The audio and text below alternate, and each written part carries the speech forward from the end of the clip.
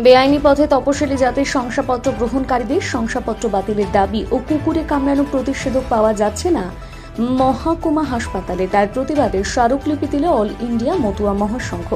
উত্তর 24 পরগনার বনগাঁ মহকুমা মতুয়া মহাসংঘের পক্ষ থেকে বেআইনি পথে তপশিলি জাতির শংসাপত্র গ্রহণকারীদের শংসাপত্র বাতিলের দাবিতে অনেক আগে থেকে শুরু হয়েছে তপশিলি জাতি কমিশন থেকে অবৈধভাবে তৈরি করা তপশিলি জাতির শংসাপত্র বাতিলের জন্য নির্দেশ দেওয়া হয়েছিল আগে। এসডিও সেই নির্দেশ কার্যকর করেনি বলে অভিযোগ তুলে আজ আবার বনগাঁ মহকুমা মতুয়া মহাসংঘের পক্ষ থেকে এসডি অফিসে স্মারকলিপি জমা দেয়। অন্যদিকে বনগাঁ মহকুমা হাসপাতালে পাওয়া যাচ্ছে না কুকুরে কামড়ানো প্রতিষেধক। কুকুরে কামড়ানো প্রতিষেধক কেন পাওয়া যাচ্ছে না সেই দাবিতে সোচ্চার হয়ে এবং বনগাঁ মহকুমা হাসপাতাল সুপারের কাছে স্মারকলিপি জমা দেয় মতুয়া সংঘের পক্ষ থেকে।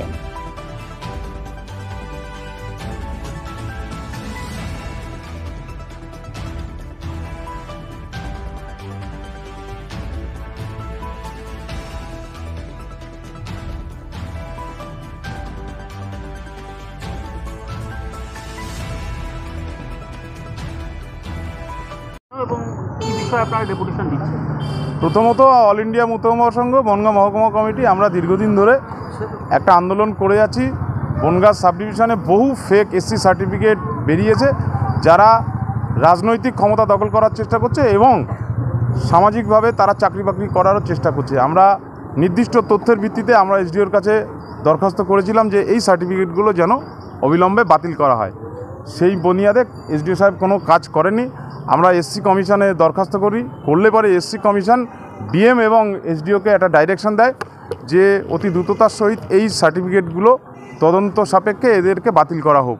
কিন্তু তাও দীর্ঘ সময় অতিবাহিত হওয়ার পরেও কিন্তু এসডিও সাহেব কোনো কাজ করেননি, যার জন্য আমরা আজকে বাধ্য হয়ে হাইকোর্টের আমাদের উকিলবাবু অরুণাংশ চক্রবর্তী MLLB হাইকোর্ট এবং সুপ্রিম কোর্টে উনি প্র্যাকটিস করেন, ওনার মারফত আমরা একটা ডিম্যান্ড ফর জাস্টিসের চিঠি ওনাকে দিচ্ছি। 15 দিনের মধ্যে যদি উনি কোনো কাজ না করে, এই সার্টিফিকেট বাতিল না করে, তাহলে আমরা হাইকোর্টের দ্বারস্থ হব। সঙ্গে সঙ্গে ডিম্যান্ড ফর জাস্টিস এটা কি এসডিওকে দিচ্ছেন? এসডিওকে দেওয়া হচ্ছে এবং চিফ সেক্রেটারি তাকে পার্টি করা হচ্ছে। আর তার সঙ্গে সঙ্গে আমরা বনগাঁ হসপিটালে দীর্ঘদিন ধরে হিমোফিলিয়া রুগীদের চিকিৎসার ব্যবস্থা আগে ছিল, 1 বছর যাবৎ এখানে কিন্তু হিমোফিলিয়ার কোনো চিকিৎসা হচ্ছে না।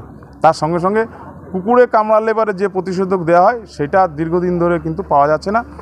এটাও আমরা হসপিটাল সুপারের কাছে একটা ডেপুটেশন দিচ্ছি।